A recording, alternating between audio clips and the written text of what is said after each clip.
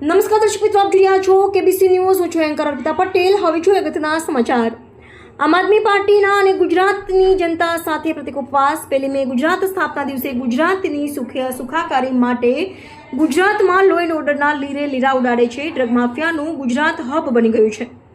ગુનાખોરીએ માઝા મૂકી છે. ગુજરાતની આમ પ્રજા આવી અનેક સમસ્યાઓથી પીડાઈ રહી છે.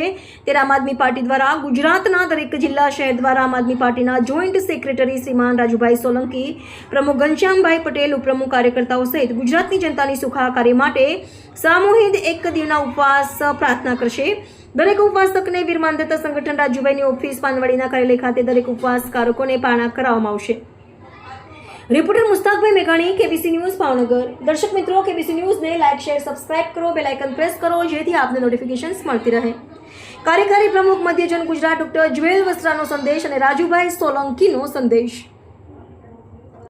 નમસ્કાર મિત્રો, હું છું ડૉક્ટર જ્વેલ વસ્ત્રા. હું ગુજરાતી છું, એનો મને ગર્વ છે. કેમ, કાલે 1 મે અને ગુજરાતનો સ્થાપના દિવસ અને સાથે સાથે ગુજરાત જ્યારે 65મા વર્ષમાં મંગલ પ્રવેશ કરી રહ્યો છે, ત્યારે આમ આદમી પાર્ટીની કાર્યકારી અધ્યક્ષ તરીકે અને આમ આદમી પાર્ટીએ એક સંકલ્પ કાલે કરવા જઈ રહી છે.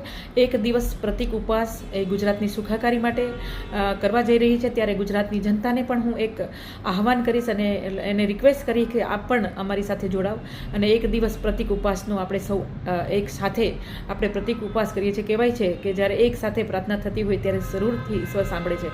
તો એ શેના માટે આપણે પ્રતિક ઉપવાસ કરવા જઈ રહ્યા છીએ? તો એ જ્યારે ગુજરાતની શાંતિ જ્યારે ડોળાઈ રહી છે અને ગુજરાત આજે અશાંત થઈ રહ્યું છે, ત્યારે ગુજરાતની અંદર ડ્રગ્સોના ટ્રકને ટ્રક ઠલવાઈ રહી છે, ત્યારે ગુજરાત જ્યારે ભ્રષ્ટાચારના ભરડામાં જ્યારે એકદમ લપેટાઈ ગયું છે, ત્યારે અને લો એન્ડ ઓર્ડરનો જ્યારે લીરે લીલા ઉડી રહ્યા છે, ત્યારે આમ આદમી પાર્ટીએ એક સંકલ્પ કર્યો છે કે આપણે જે ગુજરાતની સમૃદ્ધિ અને શાંતિને ફરીથી લાવવા માટે આપણે ઈશ્વરને એક સાથે પ્રાર્થના કરીશું. અને કહેવાય છે કે એક સાથે પ્રાર્થના કરેલી પ્રાર્થના હંમેશા ઈશ્વર સાંભળતા હોય છે. એટલે અમે સૌ કાલે એ ગુજરાતની સમૃદ્ધિ, સુખ અને સમૃદ્ધિ માટે ઉપવાસ કરવા જઈ રહ્યા છીએ.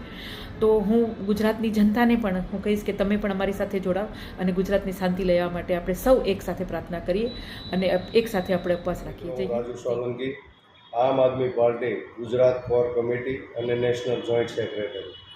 મિત્રો, આવતીકાલે 1 મે એટલે કે ગુજરાતનો 65મો સ્થાપના દિવસ, આ ખૂબ જ ગૌરવશાળી અને પવિત્ર દિવસ આવતીકાલે હોય તો ખાસ કરીને ગુજરાતના લોકોની, ગુજરાતીઓની સુખાકારી માટે આમ આદમી પાર્ટી ભાવનગર શહેર સંગઠન તેમજ સમગ્ર ગુજરાતના આમ આદમી પાર્ટીના સૈનિકો આવતીકાલે સવારથી સાંજ સુધી લોકોની સુખાકારી માટે ઉપવાસ કરશે અને ઉપવાસ કર્યા બાદ સાંજે ઈશ્વરને પ્રાર્થના કરશે અને ઈશ્વરને પ્રાર્થના કરી અને લોકોને સુખ, શાંતિ અને સમૃદ્ધિ મળે, તેમજ હાલની જે સરકાર છે ભારતીય જનતા પાર્ટી એને સદબુદ્ધિ આપે એવી પ્રાર્થના આમ આદમી પાર્ટી દ્વારા કરવામાં આવશે.